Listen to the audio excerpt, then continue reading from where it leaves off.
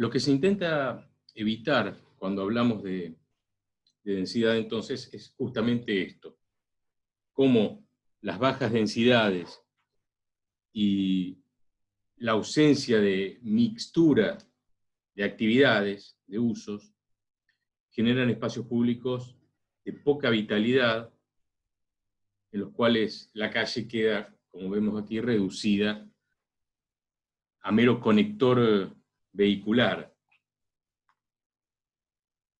Pero por supuesto,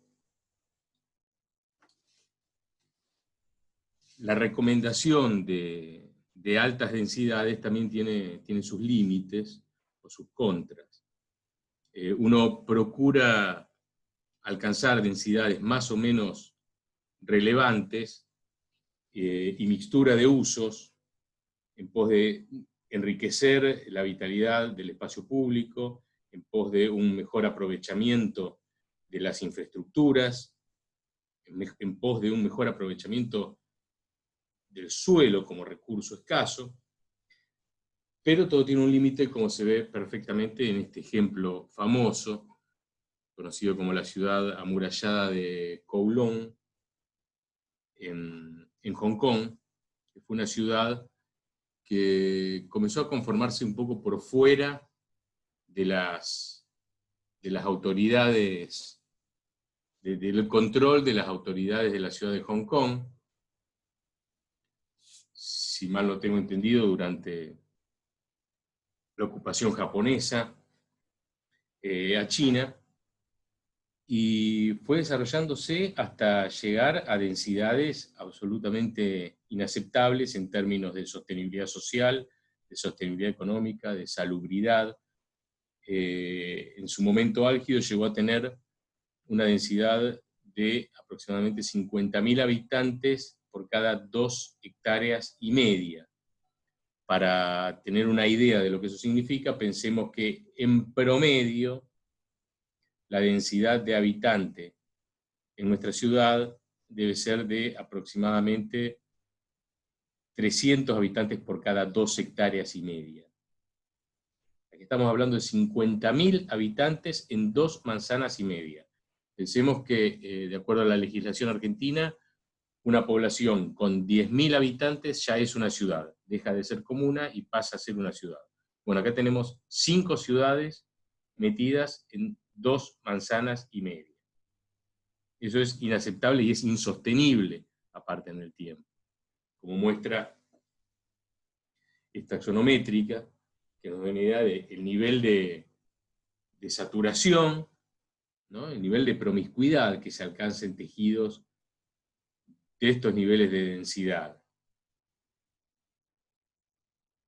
Esta imagen nos muestra el proceso de conformación de la ciudad, cómo fue evolucionando su tejido, cómo se fue densificando, hasta que finalmente no quedó más remedio que demolerla, que es lo que hicieron las autoridades de Hong Kong, y la transformaron en un parque, una vez que lograron solucionar el problema de los paulatinos desalojos. La franja en gris, que se ve arriba, que va marcando distintos años, la intensidad del gris demuestra la cantidad de habitantes que vivían por hectárea. Y es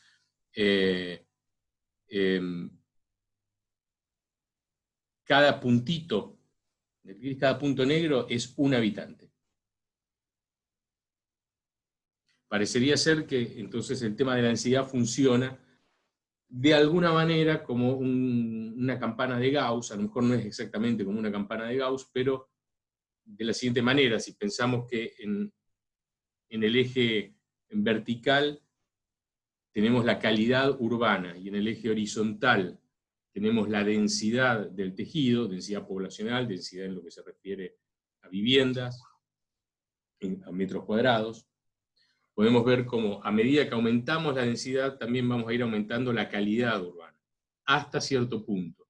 Hay un punto de quiebre, hay un punto en el cual la calidad urbana empieza a descender. O sea que todo tiene un límite.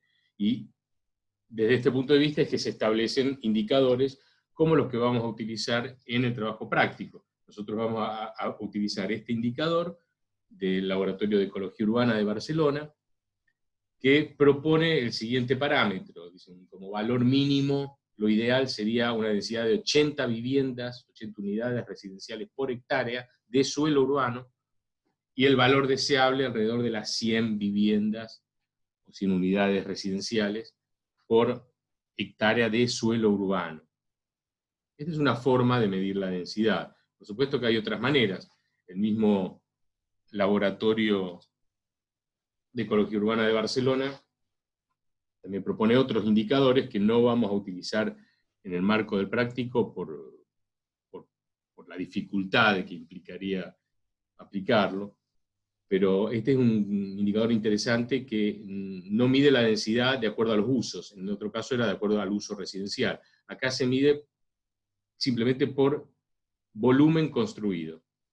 Es el indicador que ellos llaman compacidad absoluta. Se toma el volumen de lo edificado, o sea, metros cúbicos de edificación, dividido una malla de referencia, que es una superficie, que se toma de manera relativamente arbitraria, en este caso de 200 por 200 metros. O sea, medimos metros cúbicos por metros cuadrados, y me da un resultado en metros, como una especie de altura ideal homogénea de la ciudad.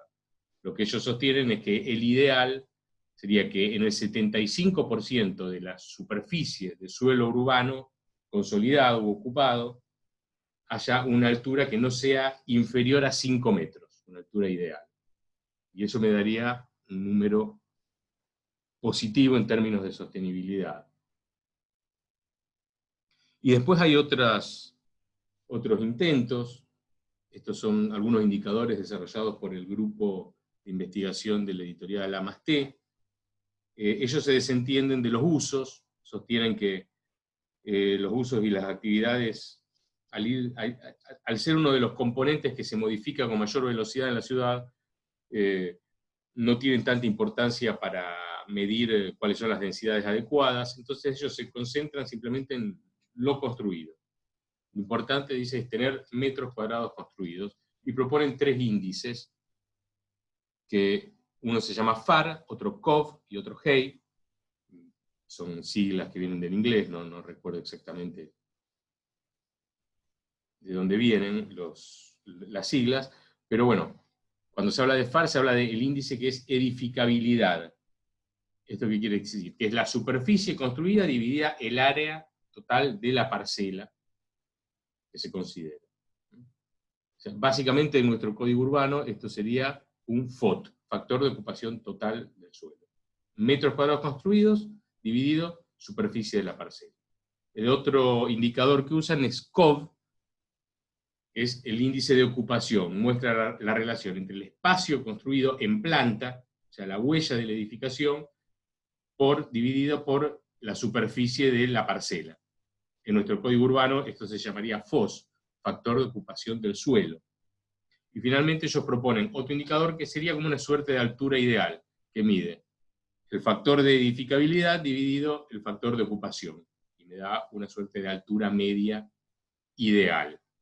A partir de distintas investigaciones en torno a distintas tipologías y a distintas modalidades de ocupación del suelo, esos llegan a determinados valores como ideales, y sostienen que el factor de ocupación ideal, de edificabilidad ideal, o sea, de superficie construida dividido la superficie de la parcela, debería estar alrededor de 3 por parcela.